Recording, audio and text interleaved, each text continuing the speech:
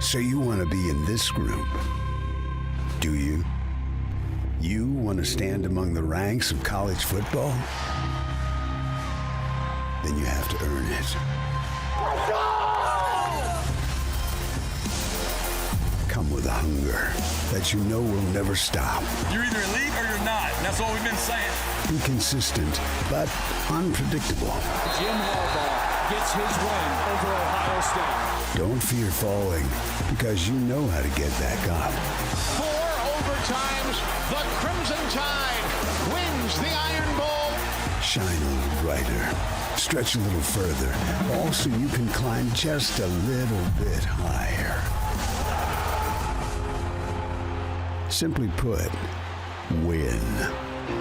One final chance to make your case. Oklahoma State eliminates their arch enemies. And earn a spot in the college football playoff.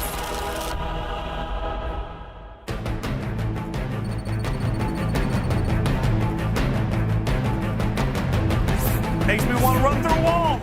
It's Rankings Reactions presented by Cheez-It. Mike Golic Jr., Christine Williamson. I'm Jason Fitz. Tis the season, by the way. We're just going to go straight there right away. You guys, every year we do this show. Every year we hit December. Every year I wear a Christmas sweater, and every year you both let me down. It's not December yet. Yeah, I it's was going to November say 30th. it's still November. Well, it's after Thanksgiving, okay? Like, you said know what? when we hit December. Like, again, it is you're November worse than 30th. Twitter already, all right? You guys knew what I meant. It's after Thanksgiving. I'm just saying, you every year, Mike is like, it's too early. It's too early. I'm never. So I no, wait till Thanksgiving. No, Is that how no. Mike talks? I am a huge proponent of woke Christmas starting November at the beginning of November and going till Valentine's Day.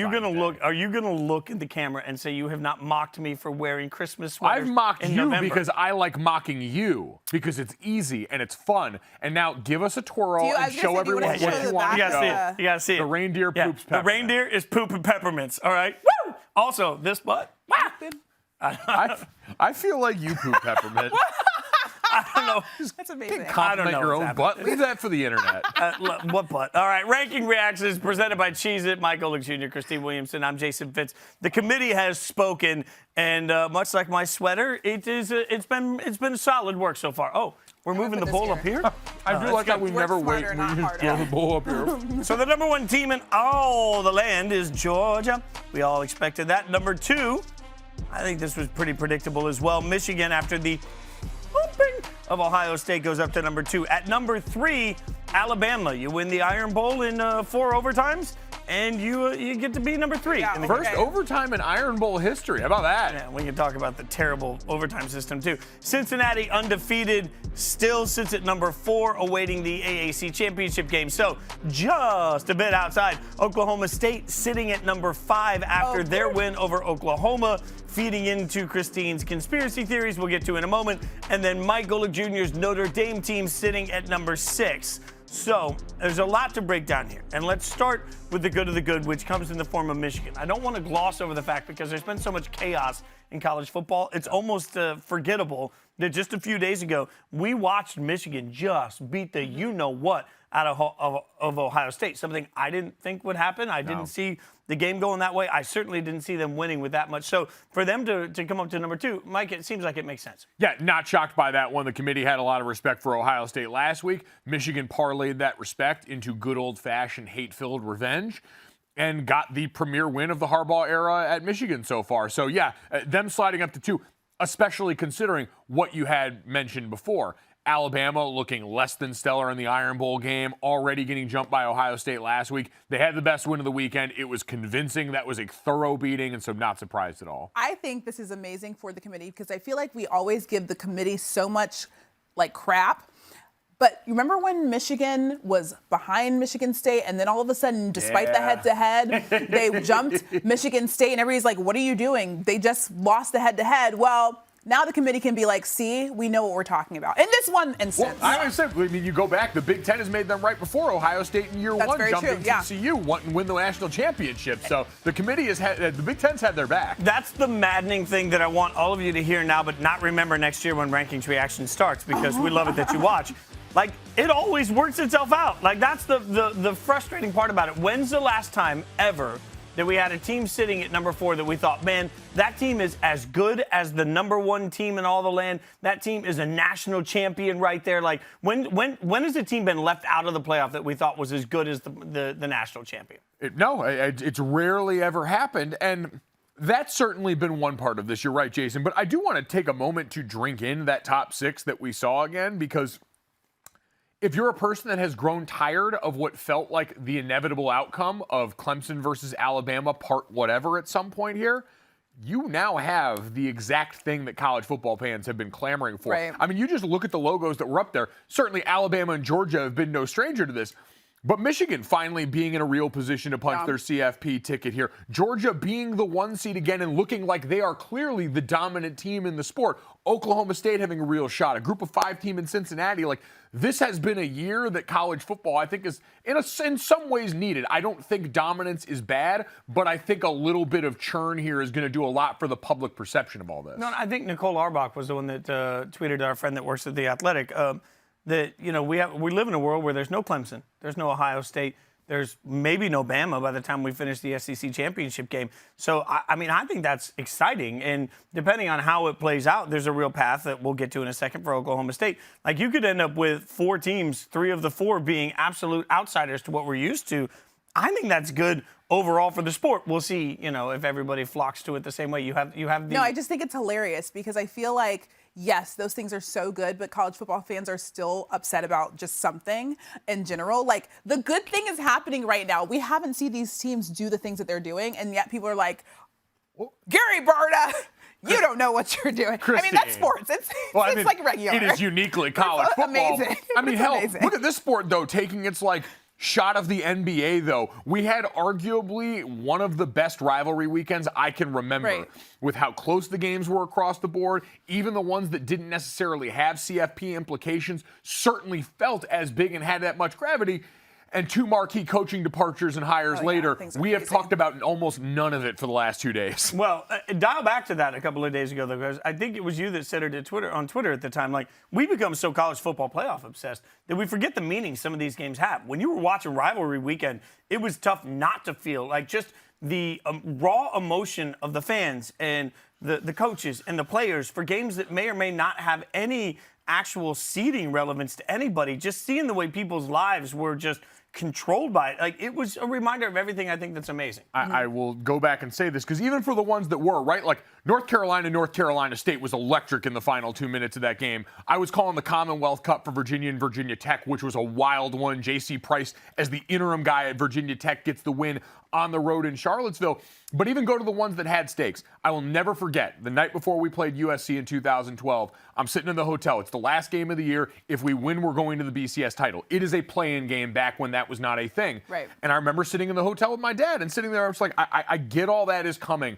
But, like, you sign up to come to a place like Notre Dame to beat USC, and to beat them in the Coliseum is like a drug that I will spend the rest of my life trying to chase and find. And so I'm sure for the guys at Michigan, for the dudes at Oklahoma State, and especially for those coaches, to get over that hump against those particular teams, that's worth its weight in gold on its own before we even get to this. Yeah, and I think the other thing is, too, with the transfer portal, everybody always wonders whether or not college football players actually care about the matchups like that. And I feel like this weekend and Rivalry Week, last weekend, actually showed us that they still do care. And we actually got really good football games where players actually cared about winning the games against their rivals. One of the craziest moments to me from the weekend of action, we were sitting in here, Scooby Mageza and I were sitting in here for the college football show. And we're watching the end of the Iron Bowl while we're on air, trying to, like, get through other highlights. And they showed a clip of the fans with about a minute left, the Auburn fans, that were in tears thinking they had won the Iron Bowl. And then you watched Alabama go 95 yards. And they went back to the same group of fans who had gone from obviously crying in joy to just absolutely bawling. And that moment of watching it was like so surreal to see how much that fan base went from top of the mountain, all from a great player making a poor decision, going out of bounds for Tank Bigsby, and then, you know, we can question all day long some of the strategy at the end of the game. But, man, Alabama finds themselves at number 3. really escaping with a win that I didn't think they had. Like, I thought they were toast and we were going to get even more chaos. That Alabama team is probably going to lose to Georgia, but I am thankful for them for giving me the gift of Nick Saban going on the coach's radio show and absolutely tearing into a group of Alabama fans who sat there and clapped, having no idea that he was yelling directly at them. It was beautiful masterclass theater from Coach Saban, a tip of the cap, and an absolute clap for you. I mean, you're so right. That's the thing that keeps, like... He just kept getting madder because they kept calling him, yeah, Nick, you tell him. And he's just like, I'm talking to you. I'm talking directly to you. I'm sorry. I felt like I was in the deep south at a church service with like a room full of sinners and the preacher's going straight to him. And they're like, yes, preach to the sinners. And he's like, I'm talking to you. Oh, my God. All right. Let's take a look at the rest of the top 10 is number 7 through 10. Ohio State, after getting shellacked, falls 5 down to 7, although Joey Galloway did try to make a case for why they're not totally out of this thing yet. Well, Lane Kiffin has Ole Miss at 8.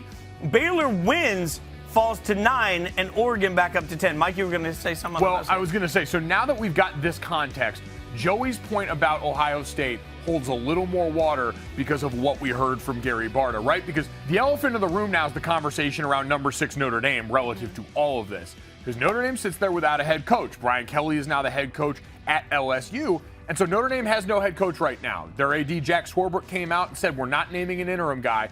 And Gary Barta was asked on the television show, breaking down the rankings, is that something the committee takes into account? And the answer was, not this week. We looked at the games that were played, but when the final rankings come up this weekend after the conference title games, that is something, the missing of a key player or a coach, that they can take into account. And so now, if you're Ohio State and Michigan were to stumble in that game, there's a way you can start to do this because we're not sure what they're going to do with a coachless Notre Dame team right now. Well, I mean, you look at what was ahead of us, and to remind everybody quickly, like Georgia won. Okay, so we presume Georgia's in. Michigan has Iowa. I would presume that Michigan can beat Iowa.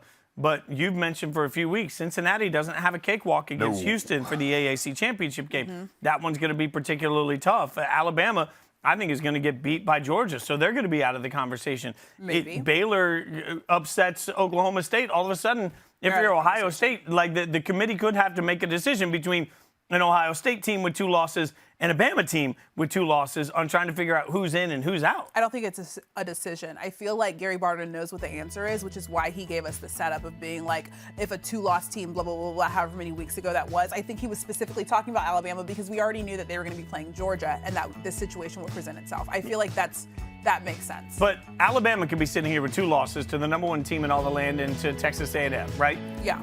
Well, we know that Ohio State's 2 losses at this point are to the number 2 team in all the land and the number 10 team in all the land. If we value quality losses, Ohio State has 2 quality losses. And now you'll have a Notre Dame team sitting there. And this is the other complicating factor for them as Jason Fitz misses his mouth entirely with the Cheez-It because he injured his elbow working out doing butterfly curls. Wow, you just put his business out there, but I mean, listen, he was Fitz demonstrating with us before the show. In his elbow, he has tennis elbow, or wait, no, golfer's elbow. Wait, there's a golfer's elbow now too? That's what Fitz has. There's a multi-sport elbow injury? Also on drugs. I barely even play Tiger Woods golf, so I don't know how I would have that, but thank you, Mike, for putting that out there. Yeah, but I will finish the thought and deflect from your elbow in this, as to say, Notre Dame, in addition to not having a coach, which will currently factor in, we don't know if that'll be resolved before we get to championship weekend. But in addition to that, now based on what we'll see in the rest of these rankings, Notre Dame doesn't have a win over a team currently ranked in the top 25 now that Wisconsin and Purdue, as we'll see later on, have fallen out of this thing. So without a marquee win, the best thing they've got is a quality loss against Cincinnati. That makes the conversation even more clouded, even as they're at 11-1. So let's bring in our expert that we bring in every single week, college football reporter extraordinaire, Heather Dinich. Heather, we appreciate your time. You've heard some of this conversation, trying to figure out how coaching changes matter to this conversation. So if you're a Notre Dame fan, how concerned should you be that the exit of Brian Kelly will hurt you in the opportunity to make the playoffs? Well, look, I'm going to be perfectly honest, and I think the bigger concern for Notre Dame fans is that schedule. As you guys mentioned, no wins against CFP top 25 teams. A head-to-head loss against a Cincinnati team that's ahead of you in the top 4. That protocol that you're talking about, considering the head coach might not be there, right? that comes into play when they're trying to distinguish between comparable teams. Is an 11-1 Notre Dame team without any top 25 wins comparable? There you got to answer that question, and they might not be. So one more quick hypothetical then. Let's say Luke Fickell gets the dream job and suddenly finds himself at Notre Dame in the next 3 days. So what does that do to Cincinnati's playoff chances?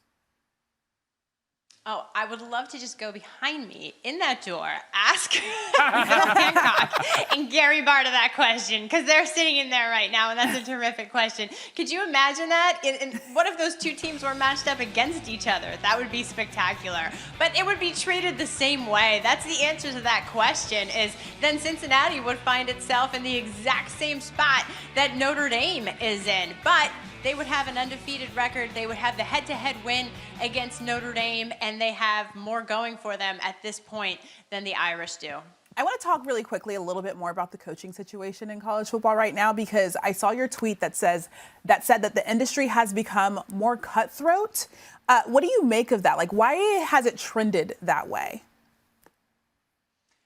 Well, it's a reflection of everything else that we're seeing throughout college athletics. I mean, from expansion to NCAA changes. I mean, I've been talking to administrators and athletic directors, commissioners, who are just kind of aghast at what everything is in terms of the state of the state. And so this is a growing divide between the haves and have-nots, and athletic directors right now are in a very tricky spot, because the choice ultimately seems to be, do you give a 10-year, $90 million contract like Penn State, Michigan State, and then sort of gamble on, well, what happens if my coach has 3 losing seasons 5 years into this contract?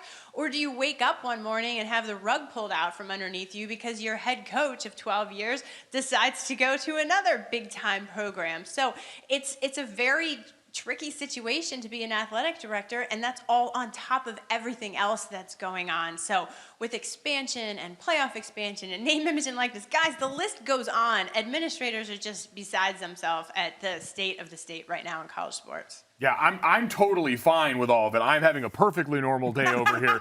Thank you, everyone, for asking on this front. But Heather, to that end, as it coincides with the college football playoff, because I've heard a lot of people talk about the interesting juncture of, you've got a Notre Dame team that was very much in the thick of this college football playoff conversation that had their head coach leave for another job while that was still in play here. Is there any concern amongst the conference commissioners and people having the conversation about expansion that this is something that could undermine the legitimacy of the college football playoff if that becomes a trend?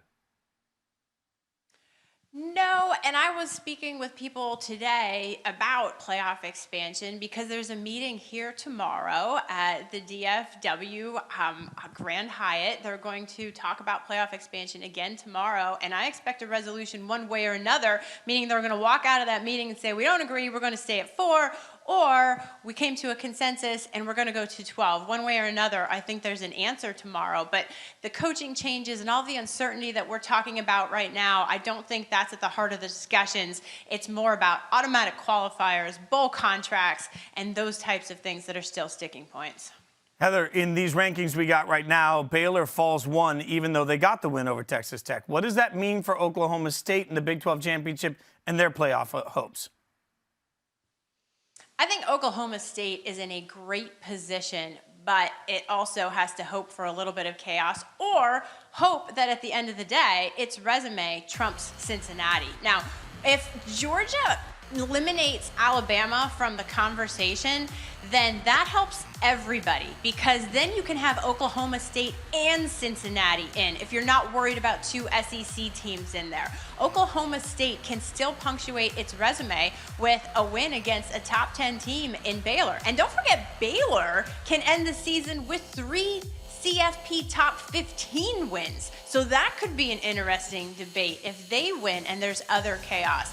But I do like Oklahoma State's position right now, and I think that they can jump Cincinnati. That's something that Cincinnati should be concerned about, but I do think that they need some chaos. So Baylor beats Oklahoma State in the Big 12 championship. Let's just say Georgia absolutely routs Alabama in the SEC championship. How much chaos do you feel like these things are actually going to cause when it comes to the top 4?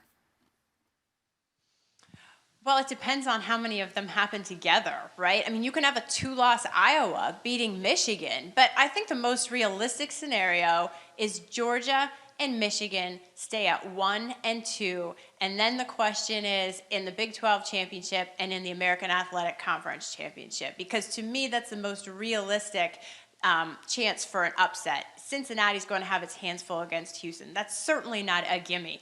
And one thing I want to point out, guys, is that if Cincinnati does not finish in the top 4, it might not make a New Year's Six Bowl, because that is guaranteed to the highest ranked Group of 5 conference champion. And Cincinnati would not be a champion. So it would have to hope that it finishes in the top 12, which is typically where teams have ranked to finish in a New Year's Six Bowl. And if the Bearcats are in the top 4, that's the Group of 5's one guaranteed spot. So any other Group of 5 conference champion would have to hope, again, that they're ranked in the top 12 to make a New Year's Six Bowl. Wow. That's why there's so much at stake on Sunday as we get the rankings. It's not just about the Final Four. It's about the money that everybody will get from the New Year's Six. Heather, you are the best as always, my friend. Enjoy the chaos. Thank you for the great work. Thanks, guys. I have decided what I'm rooting for now. After talking to Heather, I figured it out. I figured out the scenario that will make the most college football fans angry. So I now know that this is obvious. I need Alabama to beat Georgia. I'm changing my mind, which will then put Alabama and Georgia in the college football playoff. Ew. All right. Well, I mean, I'm just going to go for these things. I'll take Michigan. I'll take Michigan in there. That's fine because that's an easy. So I got Alabama. And then for that last one, I'm now rooting for Oklahoma State to win. Jump Cincinnati for no good reason. Other than the fact that they, like she just said, well, Baylor, obviously, she was talking about, but like Oklahoma State would have had the most. Yeah, but I'm just saying, like, an undefeated Cincinnati conference champion gets left out. That's going to make a bunch of people angry. A 2-loss Alabama or a 1-loss Alabama that wins the SEC is going to get in. That makes a bunch of people angry. I'm rooting for chaos. I think people would be more angry if Alabama lost to Georgia in a close game and both Alabama and Georgia got in and then all that other stuff happened. Rooting for that now. See, no, I can tell you what you're rooting for here because I have seen what the rest of the internet is rooting for right now. Oh, gosh. And I'm not going to lie. It's been a weird 18 hours for your boy. I was going to say, you're on the internet. It's been a very strange, time here. A silver lining has emerged because quietly in all this, I think Notre Dame's become America's team. Because the funniest possible outcome to the college football playoff is now the Irish backdoor their way into this and somehow win the whole thing without a head coach after Brian Kelly has left. And I have seen people that are not traditionally ones that would root for the Golden Dome all of a sudden taking up our colors here. It is a strange place to be in now where we have become somewhat of a crowd favorite. I don't know how to handle this. I'm trying to play it cool because I don't want to drive anyone away right now. But I'm just saying, if you're looking to buy in on some potential fun, I'm not totally opposed to the concept of Luke Fickell is named the new coach of Notre Dame, and that becomes the reason that. No, it's got to be coachless. It's got to be the headless horseman riding through this thing. Okay, it's got to be the headless. Okay, yeah, it'd also be really weird if Luke Fickell was like at Notre Dame and then like all of a sudden they went to win the national championship. That'd be so strange. No, but that would be the thing that would absolutely enrage college football fans, and that's what I'm here for. I will say, just like one brief moment of sincerity here, because it is my alma mater and because this is a situation I've been paying close attention to.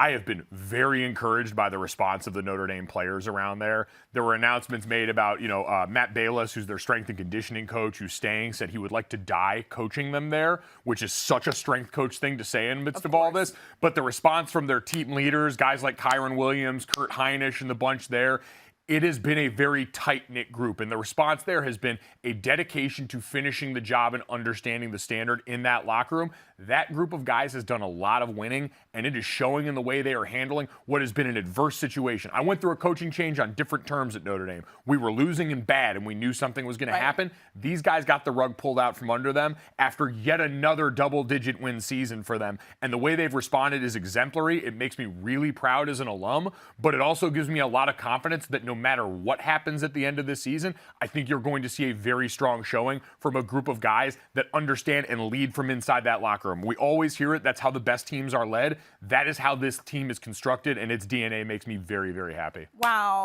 good job. That was well said. Yeah, I really I reached out and hit a couple of guys up there. I know I am very proud of those guys. That's awesome. That's again, awesome. in the brief moment of sincerity that I will allow before I go back to soliciting the people to come on board. The Notre Dame hype train to win it all this year, baby. Woo! All right, so this is what we're going to do now. Now I'm going to show you a bunch of teams that Notre Dame didn't play because I'm going to show you the rest of the rankings. 11 through 15, Sparty goes back up after rebounding from their loss. BYU up. Iowa up 3 spots, now 10-2. You see that? Remember, Iowa going to get the opportunity to play Michigan. Oklahoma falls 4 spots, not surprisingly. Pitt 10-2 ahead of an ACC championship game. It is going to be fun to watch if you like video game football. 16 through 20, Wake Forest, the other portion of that ACC championship game. A Utah team that is a delight to watch also, frankly. NC State there, San Diego State, and Clemson. Look at Clemson coming up big. Going up 3. Wow. 3, matching the number of losses this year. Houston goes up 3 spots also. They're at 21, giving a little bit better resume tick for Cincinnati in this AAC championship game, which is important. Arkansas, Kentucky up there. You see the Raging Cajuns making their debut, and then A&M following. A Raging Cajun team that now also has to figure out their next step is Billy Napier, their former head coach, now taking over for the Florida Gators. And somebody that's been in demand for the last few years, so it's going to be interesting. Texas A&M plunges down 10 spots to 25. That's significant, just remembering that is one of the Alabama losses. Yeah. So, there we go. Christine, any happenings on the I social? want to read a few of these. Ooh. First of all, I'm going to eat Cheez-Its while you do it. Actually, I'm not going to read that one because Golic just went on a nice rant about Notre Dame, and I don't want to say anything negative about the you can say situation anything there. negative. It's not even that negative, but I'm Go like, ahead. wait, it's not even like about you, but it just says it's pretty wild that Notre Dame is ranked 6th in the country and have a chance to make the CFP, and they currently don't have a head coach. Okay, Cameron's. Oh my God, what an astute observation, dude who makes But that's why observations. I was like, I don't even want to say anything bad about Notre Dame. I'm sure it's a because, person I like, we and they're had just a doing their job. I'm a sorry. heartfelt moment. Okay, so let's see. walking it back. The inevitable shafting of Cincinnati from the CFP should prompt the overthrow of the NCAA's This is actually great.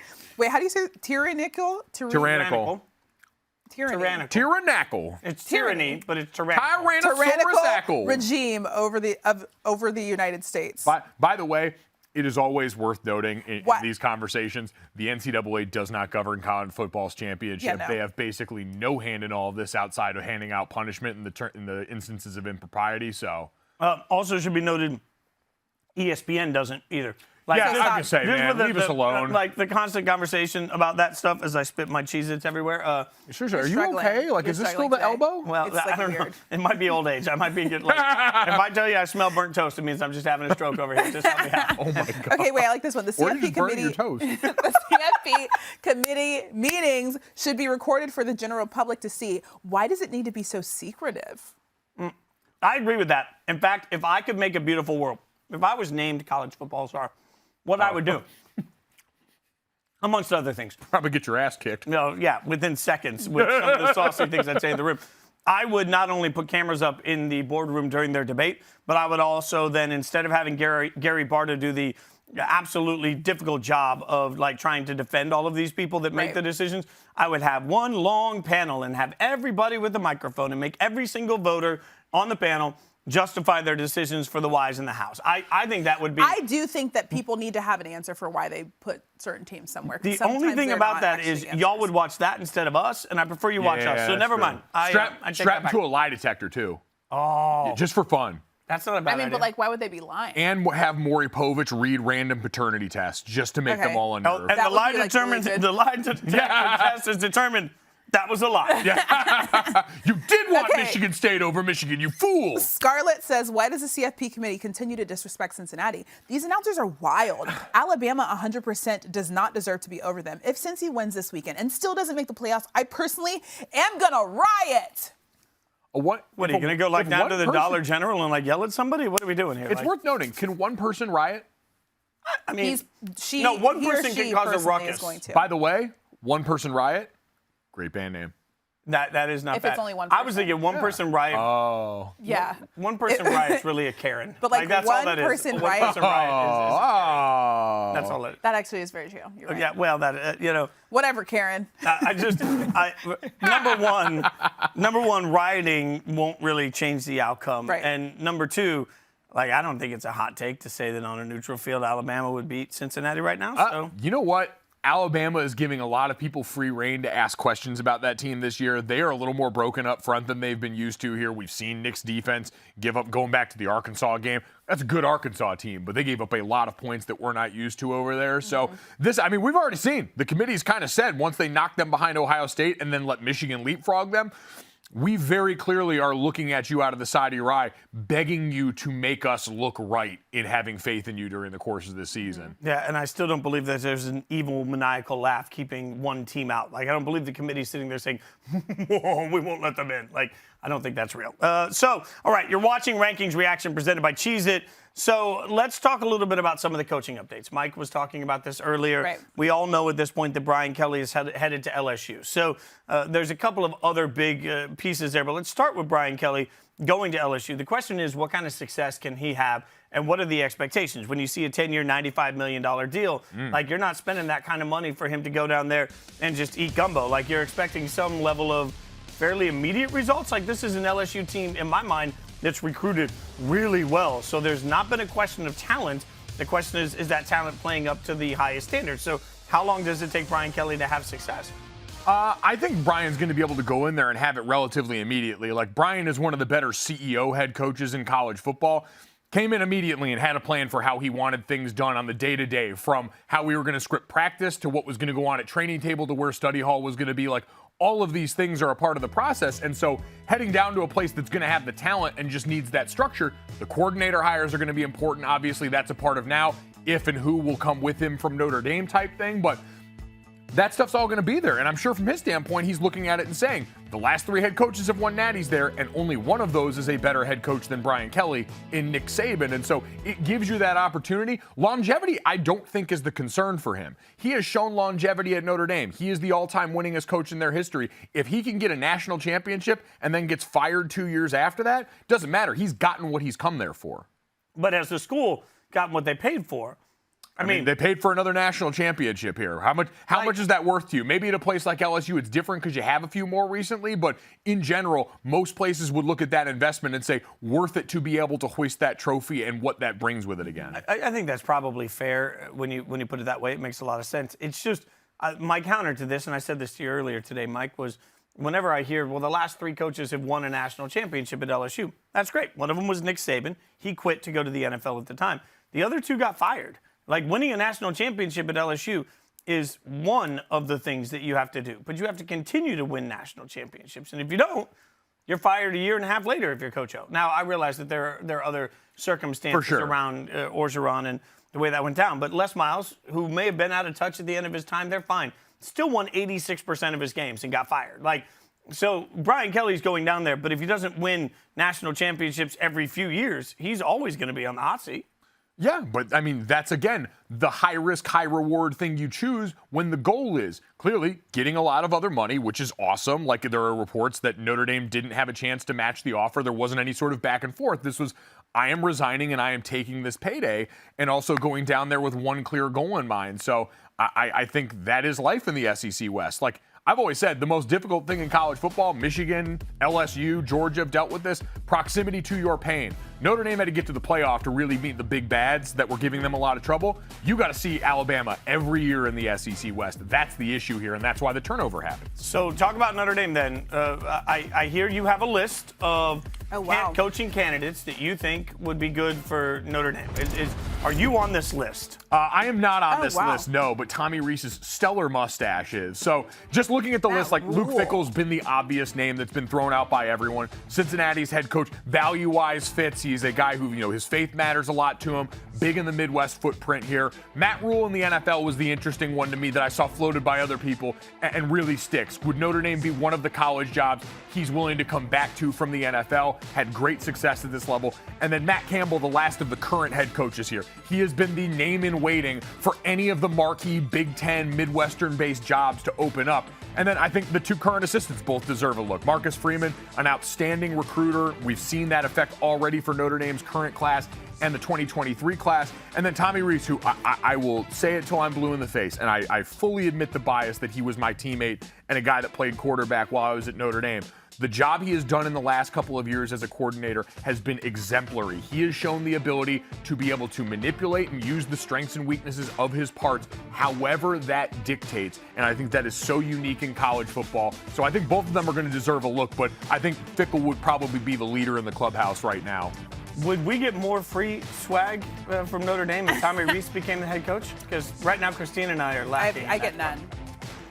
You know what? I'll put in a good word for you guys. I know I would get more Okay, swag. wait. I have a question just about college football coaches in general, because the way that BK left Notre Dame wasn't the greatest. Do we feel like there's a little bit, because I asked Heather Dinich this about like how the college football landscape has shifted, and like coaches, it's a little bit more cutthroat, and coaches aren't necessarily loyal to the teams that, I mean, like, you would expect him to like sit down and tell everybody, hey, by the way, I'm leaving, and like have a conversation. Do you feel like coaches are loyal to the programs that they help bring into the positions that they're bringing them into? I think it's all different spaces. And in this spot, like, guys, I've gone back and forth on this. I totally understand what you mean on that, Christine. And again, it's like someone who went through a coaching change, albeit in very different circumstances. Right.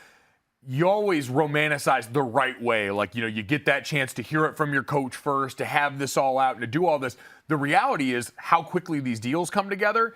That's a difficult thing to pull off, especially when you're talking about communicating this with 110 plus people, players and coaches in that process, in the immediacy when, you know, these deals have to be made quick in a lot of instances, and there's very few clean ways to do this. So I know a lot of people have made a lot of the 11-minute meeting that was really more of a 2-minute speech from Coach Kelly that didn't involve a lot of questions here. The guys on this team are smart. What are you going to say at that point that's going to change the circumstances here? What do you really want to hear? Again, I go back to this is a pretty focused group who understands what they've got in that locker room. And so they saw the news. I'm sure they weren't upset, but at the same time, you know, you're thankful for what Brian has given the university. These have been a lot of good years to be a fan, alum, and player for guys going on to NFL time, for people that get to watch and enjoy the wins here. And so this was a thing that happened. I don't know if there's any right way to truly go about this in modern college football. This is one of those, like, don't hate the player, hate the game type things for me. Yeah, and let's move that conversation then to Lincoln Riley at Oklahoma, because for anyone that may have seen his press conference, his introductory press conference, he actually had to stop himself as he was getting choked up talking about the players at Oklahoma. And I believe that's sincere. I mean, I think it's quite possible for somebody to have sincere love for the program they've been at, and then also look at it and say, hey, but this over here is a better situation. And, you know, I keep saying to people today, like, there's nothing wrong with being somebody that loves living in Oklahoma. There's also nothing wrong with being somebody that loves living in LA. And if you're an LA person, an LA family, your family likes that opportunity, you like that weather, you prefer any of those things, and you get offered a big raise with a ton of money and a free $6 million house, and they're going to buy the houses that you currently own for $500,000 each, reportedly, over their current market value for another $1 million bonus. Shout out to his neighbors. You start looking at it and saying, like, okay, so you want to give me everything for free plus 24/7 use of the private jet, according to reports today, too. Everything for free.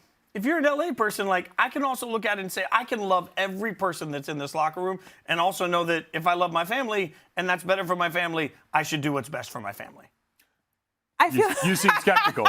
No, I think that Lincoln Riley really does love that program. I think the thing is that Oklahoma, obviously, like, that put him on the map. He was literally handed the keys to a great Oklahoma team when Bob Stoops left. So, like, he literally was built at Oklahoma. He coached a lot of really good quarterbacks. He has, like, a good history. And so now I feel like he's kind of stepping out and doing his own. This really, like, thank God he has all of those resources and everything that he's getting, because this is, like, really his real chance to prove himself. Well, and I mean, the top recruit in the country is already committed to USC and gone with him. So, like, and I think I would argue that his ability to get the most out of so many different quarterbacks up until this year, he has proven himself to a certain point. And you're absolutely right. Like, Oklahoma helped build Lincoln Riley, but Lincoln Riley has helped build the relevance of Oklahoma sustainably.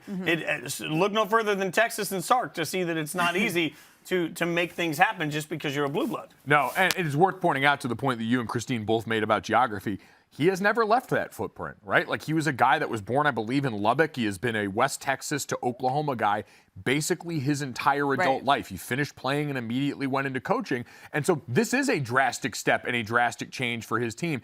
It can be about the opportunity without it necessarily being a slight, but that's going to be felt. Like the Oklahomas and Notre Dames of the world are not used to this feeling here. Like we are like a newly divorced 50-year-old dad trying to figure out dating apps right now. Oklahoma hasn't had to do a coaching search in earnest since it hired Bob Stoops. That's so true. Like crazy. You That's think so you true. want to be out here. You don't want to be out here. Tulum, charcoal ice cream, you don't know none of that That's right so now. true. You know what a group chat is? Because you're about to be in one. Like, That's that is actually the so true. situation they are figuring out. I will say, I think when you talk about the relevance, though, this to me is the most significant possible hire that could have happened in college football this offseason. Because Lincoln Riley has such cachet as a brand, it suddenly makes USC interesting to everybody that doesn't know anything about USC football. It makes the late night Pac-12 football that we talk about all the time is going to get a little bit more love. It's going to get a little bit more shine. We're going to see earlier kickoffs that involve USC. Like the level of attention for the next 3 years that'll be paid to USC football because Lincoln Riley is there,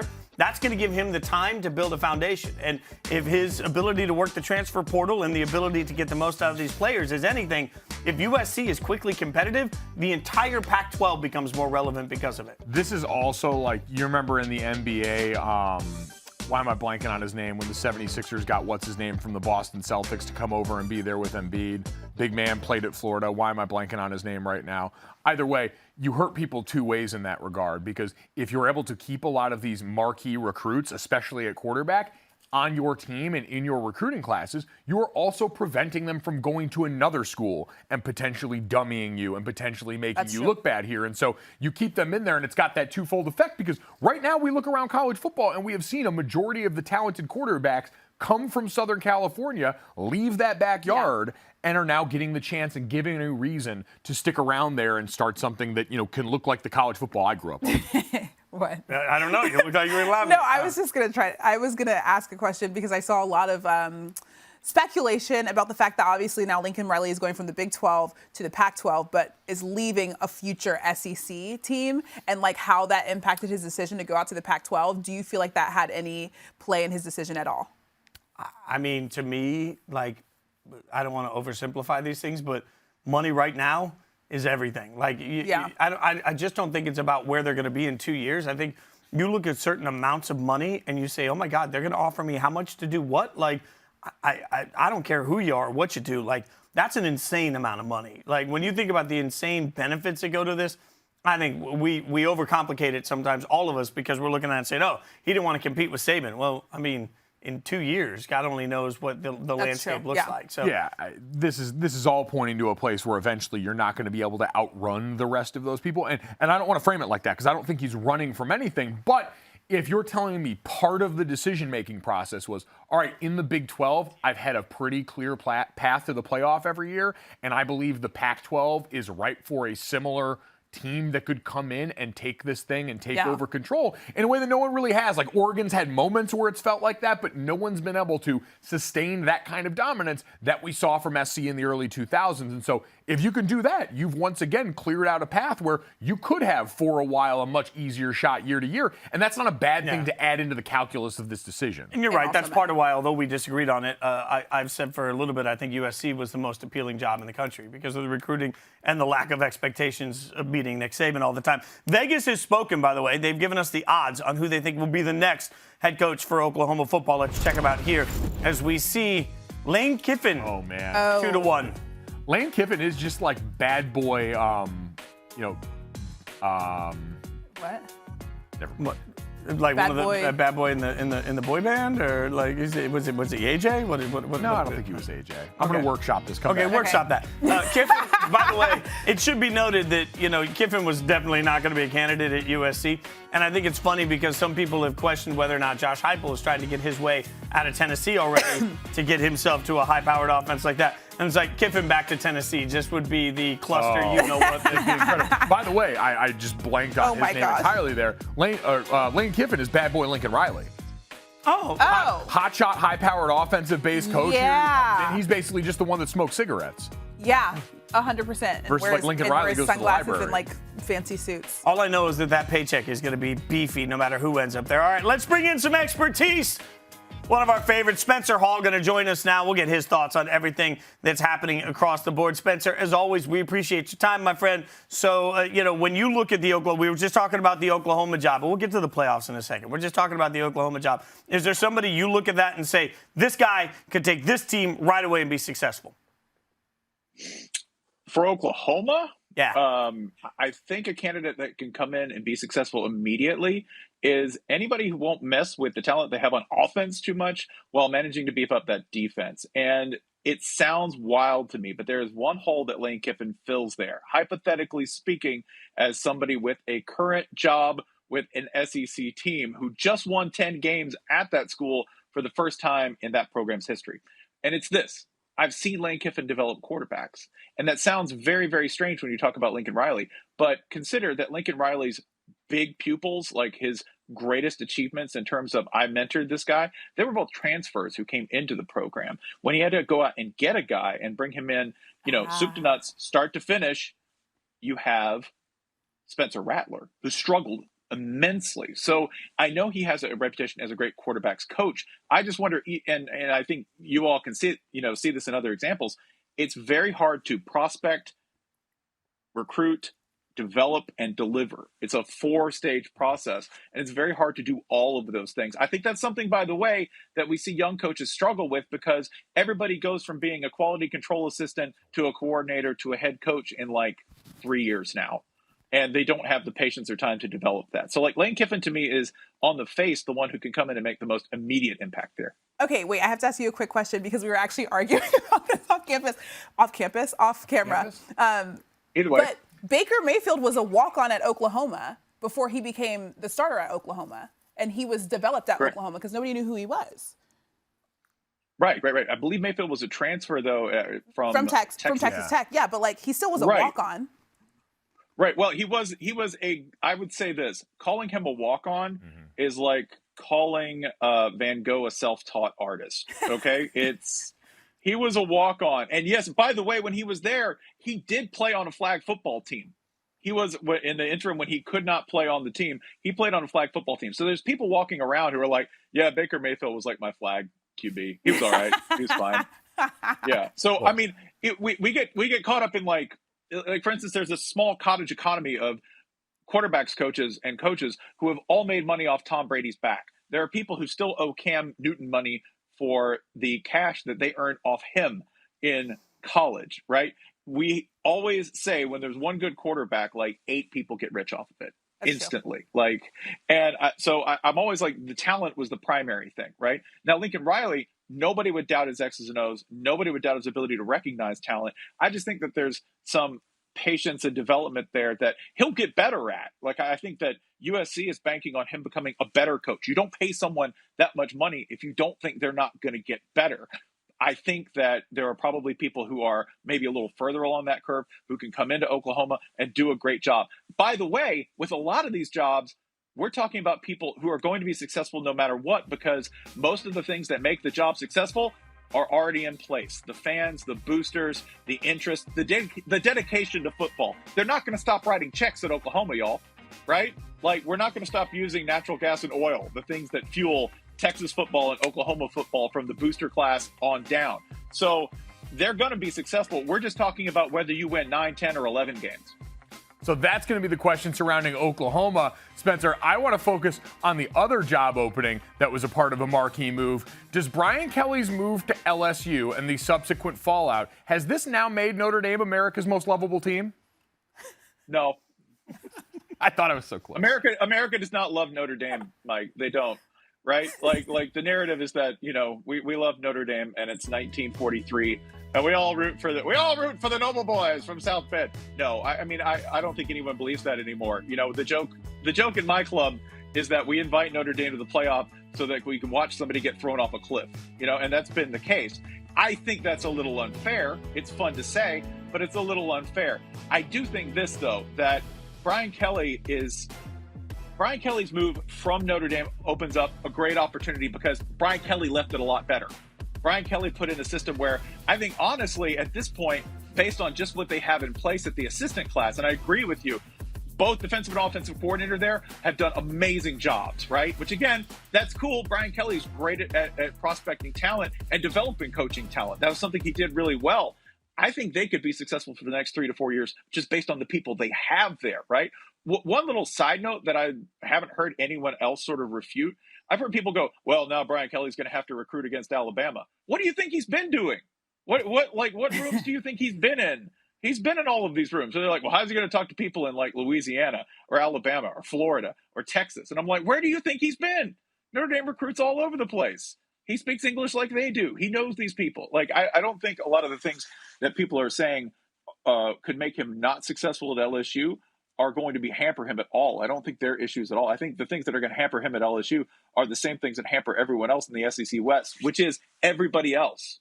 It's a carnivorous league. It's a cannibals league. They all beat each other at least once. How are you going to deal with that when no one accepts loss? No one. Spencer, as always, man, we appreciate your expertise. Thanks for hanging out with us. Enjoy the rest of your night. Thanks for all your reactions. Thanks, y'all. Yeah, I think most of what he talked about with Brian Kelly and the worries there are just the fact that people want to get jokes off. The memes have been wild, and whoever said that it looks like Brian Kelly looks like Sprite is too spicy for him made me laugh a lot. Oh, my gosh. Wow. Like, again, and again, like, I truly have to, like, drive this home because I know people are going to think, like, I harbor no ill will in this case towards Brian or anything here. Like, I truly wish him well and all that. It's just objectively freaking hilarious. That is funny. All right, it's time now for Crunch Time, brought to you by Cheez-It. Let's take a look at some of the best. Up first, how hyped up is Luke Fickell? I mean, we could talk a little bit about the form here, though, guys. He's kipping a little bit. Not really getting that well, I will say his, chin above the bar. His hands are a little wide, and he did have that bar in between. Like, might have been better to go with the pull-up, like reverse the hands or something, give himself a little bit more. I just figured Luke would be able to rip those off. He's a pretty well-built guy. Yeah, but I'm giving him the benefit of the doubt. He did have that random bar in between himself. Next up, we'll take a look at Ohio State. Oh, this one. Jackson Smith-Njigba, the play of the day. I mean, he was just being mugged the entire time and still manages to catch that ball. Wow. A rare highlight from this game for them. Yeah, they were few and far between here, but Smith-Njigba have been an absolute revelation for them this season. Dude's a beast. All right, and sticking in the same game, we all know that Hassan Haskins had quite the day. Not 1, not 2, not 3, not 4, but 5 tutties. Swiggity-switty went for all the booty. I'm going to say a thing that I never expected to say. Michigan's uniforms in this game were incredible. Oh, also, like, the way, like, I had never been in the Big House before. The way the uniforms looked in, like, conjunction with the whole entire stadium, it was, like, the dopest looking thing that I've ever seen in my life. I don't have a problem with their jerseys in general. The jerseys here are better because it's got the least amount of maize possible, which is an objectively terrible color. All right, Mike, it's time for you to get some love here. Let's Thick Six Rip. Oh, my God. Look at Rashad Nichols stumbling. It's Thick Six season. That is a certified hoss making his way back there. Let's watch this again. Stack, rip, pulls it out, says, I can be bad all by myself. Notice the smart block from his buddy number 3 here, turns and gives the twirl as not to block anyone in the back. Anytime you're blocking and then immediately you've got both your hands in the air, you're like, and I didn't commit a personal foul. I can show you the world. Shining big boy touchdowns. Oh, my God. All right. So we're going to get to our way more important rankings. But before we do that, today's Giving Tuesday. It's a global day of giving, and it's also the launch of ESPN's V Week. We can all be a part of something big today by supporting cancer research, which is needed now more than ever. If you're able, I know it's tough times, but if you're able, give now at v.org/donate. That's v.org/donate. 100% of what you give, all of it, goes to cancer research. We hope you'll take the opportunity to give if you can. I gave today. That's massive. I mean, 100% of every dollar going towards that, too. Like, it is the most important thing that we do every year around here. And, like, we got to talk to on the radio show today. We got to talk to Bob Valvano, the brother of the late Jim Valvano, who is the inspiration for all of this. And Bob dealt with his own battle with cancer this fall. And he said part of the reason that he is now in remission and cancer-free at this point is because of drugs that were not available 5 years ago. Like, the research is working. The dollars are working. This is all we can do. None of us up here, last time I checked, are going to get our doctorate anytime soon. I'm sorry if one of you has been working in night night school, and I don't know. So in that meantime, all the rest of us can do is use dollars and time. v.org/donate. Go out and give it you can. All right, it's time to rank stuff. And Christine, you're up this week. Oh, don't do it. This week we're ranking the top 6 conspiracy theories. Oh my God. I'm a Big 12 conspiracy theorist, and my conspiracy theory got solidified with the volleyball, NCAA volleyball reaction or bracket that I was a part of the other day, but we can talk about that later. All right, number 6. That the Denver airport is the Illuminati. First of all, I lived in Denver for a year and did not know about this. So when I found out about it, there is a massive underground situation happening there that nobody understands or knows about, what's going on down there. Well, I mean, everyone knows about it. Right. They built the new airport on top of that old airport. But what's going on down there is opening up your third eye. So, all those creepy drawings and statues there, too. We're believing that the Illuminati is, run out of there? It's headquarters? That's New World Order, my guy. Yes. So we all understand that it's being run in the basement of the Denver airport. They can't do anything The world's richest people are all like, hey, guys, let's go to the basement of the Denver airport. You don't stay rich by renting out conference rooms at more expensive hotels. Exactly. You use that free space. Take the entire free space of the Denver Denver airport. Well, I guess it's easy to get in and out of. Do they go and for regular security? Oh my gosh, you know that huge horse outside of the airport too? Scary. With the weird red eye? What is that about? That's probably where you go in. It's the Illuminati. It's the Illuminati. Okay, number 5. So they're clandestine, but they're making statues. Okay. Number 5 is that mermaids are real, and I don't know if you guys are on TikTok. A few of these are because I'm on that side of TikTok. I have seen videos of mermaids on TikTok, and they are scary. Is and this they what are the algorithm real is serving you? I have seen. I have an important follow-up question. We talked about this last night. This is what my algorithm is serving me. I don't know if it's because I'm a conspiracy theorist, but mermaids are real. I need a breakdown on this because I have a very important mermaid theory no one's ever been able to answer. What? Where do they get their bikini tops? They don't have them in the actual world. Well, they're in the actual world. The scales ain't waist high. In the real I saw the Little Mermaid. In the real world, they don't have shirts on. So they scale all the way up? The way that mermaids look in, if you go on, just go on Mermaid Talk. If you look at what these Mermaid Talk, not Mermaid Talk, Mermaid Talk. Okay. If you go on that side of TikTok, the videos that they have of mermaids, it's like evil aliens. Their faces are not beautiful, but they do look beautiful in order to entice you because they're trying to get you to come into the ocean. Do they sing? Yes, they do. Oh. There's a guy that's a deep sea fisherman who is taking videos at night, and you can hear these things singing outside. And at first he was like, are these dolphins? But they don't sound like dolphins. They're mermaids. Okay, number 4. Oh my God. The ocean is outer space. Now, listen. I actually saw this on TikTok the other day too, and my mind was actually blown. If you go, you know how they're always like, we can't go all the way down to the ocean's depths because it's too deep, it's too dark, it's too cold, and they always see fish and stuff that have these, they're illuminating fish, right? Anglerfish and such. Yes. What if those are actually aliens, and the deeper you go in the water, you're actually going to outer space? So, Christine, we developed NASA. Yes, but what did NASA start out as? I don't know. NASA began as a ocean exploration. And then turn into I'm just wondering, space. at some point, if anybody that was ever an astronaut that spent all that time training looked at everybody else and was like, hey, y'all ever think instead of going up in the sky, we could just go in the ocean right over here? Where do NASA astronauts train? Cape Canaveral? In the ocean. Do they? Yes. All I'm gonna. Number 3. I love this. Aliens. Well, yeah, this They're one's real. just math. I saw an alien. You know I saw an alien. I saw a literal alien when I was living in Dallas, Texas. I didn't see an alien.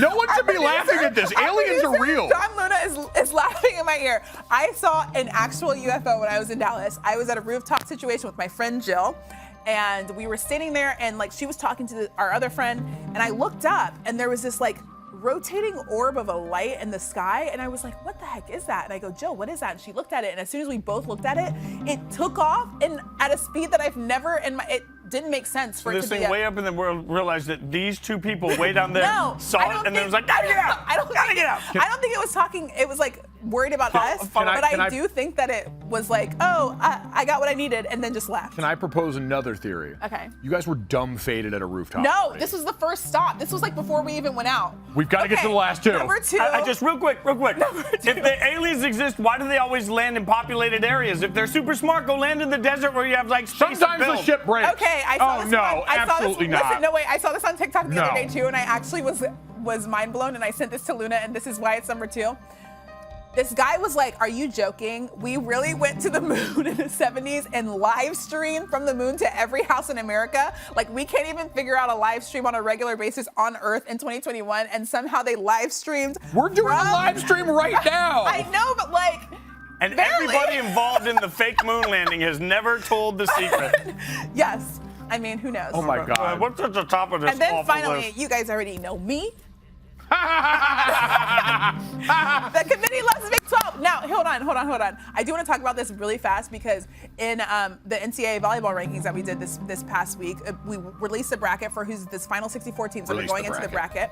And when I tell you there were 7 Big 12 teams, and the Big 12 is not even the strong. First of all, they're like one of the weakest volleyball conferences, and there were 7. They had the second most out of all of the conferences, and there are only 2 good teams in that conference. Like, the SEC should have gotten more teams. I was like, whoa.